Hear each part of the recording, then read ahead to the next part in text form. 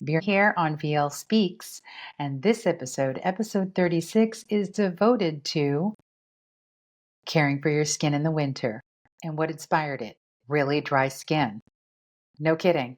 Itchiness and everything, flaking. Normally not an issue for me because I like to stay hydrated. However, myself and other folks have been saying, my skin feels awful. I've had nosebleeds. What's this all about? Well, it's very dry and cold and windy. And then you come inside and it's dry and it's warm. So the body's going, what gives? 2 years ago, I did an episode on the skin you live in. And I got more sciencey. I'm not going to get too much in this episode. I am going to go practical, what you can do, solution oriented. Alrighty, here we go. Let's dive in. So the skin's an amazing thing. You know, it's the largest organ of the body.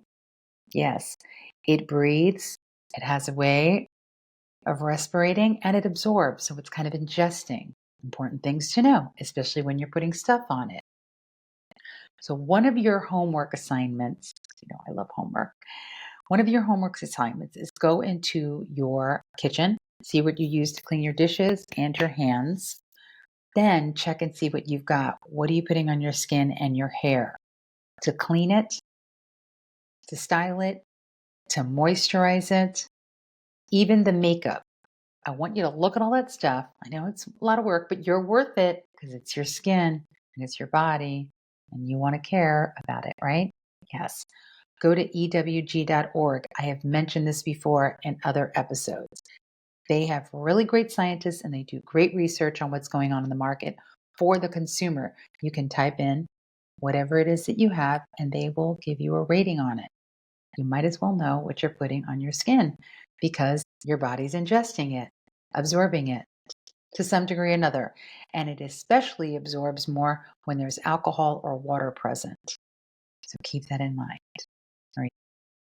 Another thing I must say before we move forward is if you have any skin conditions that require special medications or topical creams, please make sure that you speak to your primary care physician or your dermatologist. Please make sure that you talk to them first before you do anything here that I recommend. Okay? Thank you. This is for your safety. Okay? Want to make sure that you're doing all right. So, one of the things that the skin creates to help moisturize itself is sebum, sebum. Now, this happens naturally. And of course, the younger we are, the more of it we create.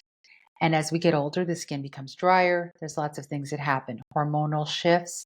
Another thing that can affect how much sebum your body creates is what you put on it. So let's say you're putting some heavy creams on your skin, right? So it appears like it's really plump, but that's just on the surface. What happens is that the body says, oh, well, it's being moisturized, so it doesn't need to create any sebum. Okay, so then what happens is that the skin gets drier in response to you putting more lotion on it. So you can break the cycle though. It can happen and you can kind of create a new relationship with your skin and your skincare regimen. One of the oils that is closest to sebum in the way that it's the makeup of it is olive oil. Yeah. I started using olive oil in my 20s, which is a few decades ago, and it's made a huge difference. I use it on my skin and on my hair. And of course, I love to consume it because it tastes good. Alrighty. So that's one oil that you can use. There are other oils that you can use in your skin. As long as they're food grade and you don't have any nut allergies or have any reactions to stuff, you can play with this. And of course, the type of skin that you have makes a difference as well. Okay. If some people have a little bit more thick skin, those people probably have a little bit more moisture in their body. Okay. And in their skin. If you're very thin and kind of thin skin, fair, you're probably not going to necessarily use the same oils that they use because they want to use lighter oils because they don't really need something heavy. See where I'm going with this? All right. So different oils, olive oil, almond oil, which is fantastic, coconut oil, sunflower oil, nice and light. You have safflower oil, which I use more in my hair because I love to oil my scalp and my hair as well. Um, it keeps you shiny and new, folks. I'm telling you. There's lots of different oils that you can use as your base, and you can mix them as well based on the seasons. You can also add essential oils to them. That's a totally different mix and twist to things. And there's tons of DIY stuff out there. Literally, me going into DIY stuff are like multiple episodes, okay, on skincare and hair care and all of that. What I want you to just do now is do stuff that can help alleviate the dryness. Okay, if you've been having nosebleeds, you can use whatever oil you're using and just put a little oil on the tip of your finger and swab it inside of there, or put it on a Q-tip, cotton swab, and put it up there. It'll help. Oiling the nasal passages, especially in this really dry weather, is very helpful. Your nasal passages will thank you. Because the skin can become dry and a little bit like rough, right? There are things that you can do to soften it. So I'm just going to go into a little DIY here. I love honey. It's a great softener for the skin. I think it's lovely. I've used it in mixtures with water and coconut milk and honey and pouring it over my hair as a finish. It's lovely. Honey is great for softening the skin. You can use it by itself as a mask when your skin is clean, or you can do something that my friend Sana told me about last week, and I was like, I gotta try that. It sounds like a dressing, a salad dressing, and you could actually you could use it as a salad dressing. It's honey, lemon juice, fresh lemon juice, and olive oil. Yeah. I just do it based on the I do it based on sight. I don't use a lot. I use based on sight and smell. That's what I use. I would start with a little bit, and I would start with just the face and the décolleté and the elbows and the knees. I've done full body mask with the honey, lemon, and olive oil. It's great. It's delicious. And you can use it on your salad, or you can just use honey by itself.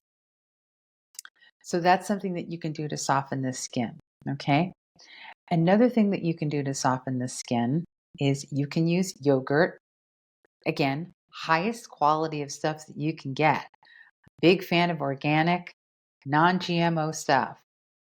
You can use yogurt. You can put that on your body. It's sloughs off because it has lactic acid in it. It gently sloughs things off. You can also use buttermilk powder.